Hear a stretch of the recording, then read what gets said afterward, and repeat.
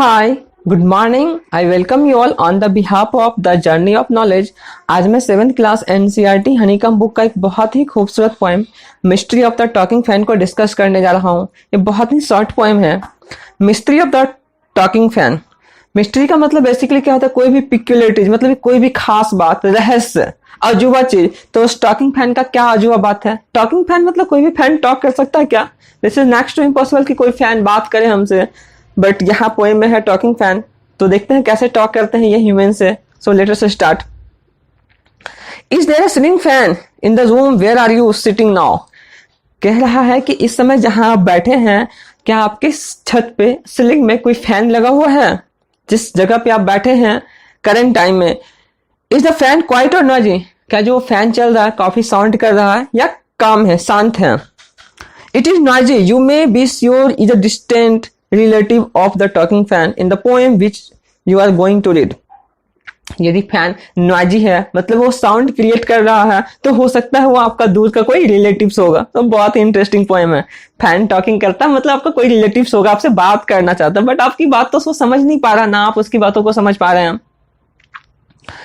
Once there was a talking fan। एक समय की बात है, एक क्या था, टॉकिंग फैन था। टॉकिंग फैन मतलब बोलने वाला फैन, बात करने वाला fan.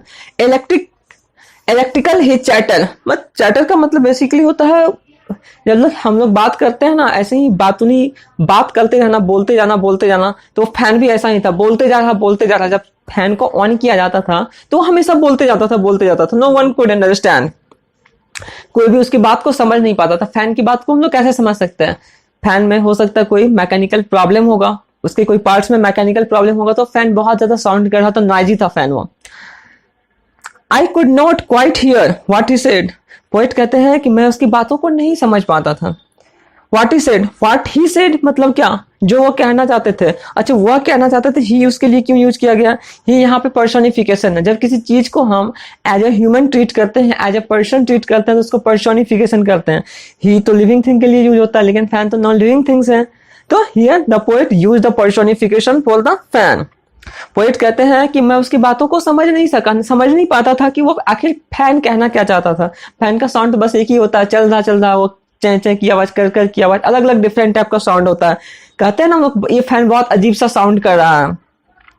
And I hope it doesn't matter. Poet ये भी कहते हैं, मैं नहीं समझ पा रहा हूँ। आई थिंक ये इतना इंपॉर्टेंट भी नहीं है कि मैं इनकी बात को समझूं, मैं इनसे बात करूं या रिप्लाई दूं।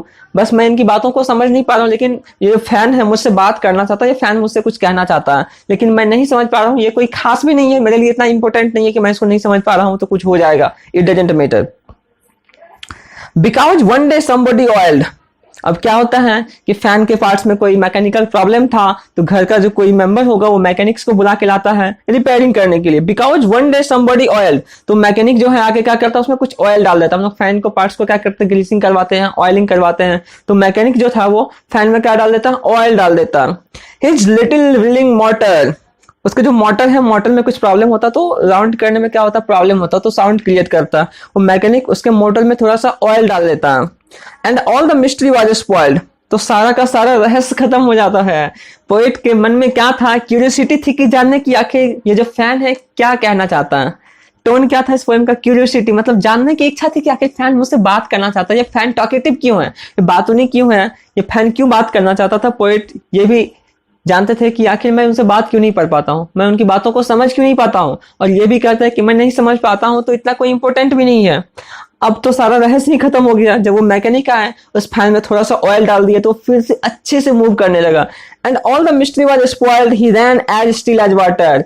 मिस्ट्री तो खत्म हो ही गया और फैन अब इस तरह से चलने लगा जिस तरह से पानी फ्लो होता है। पानी फ्लो होता है तो बहुत कम साउंड, एकदम लेस साउंड आता है। जैसे हम लोग जमीन पे कोई पानी को, एक गिलास पानी को उलेर देते हैं तो साउंड आता ही नहीं, बिल्कुल भी नहीं। तो फैन अब कैसा हो गया, एकदम स्टिल एज स्टिल पानी, मतलब वाटर के जैसा हो गया, बिल्कुल भी नॉइजी नहीं है, बिल्कुल भी साउंड नहीं है।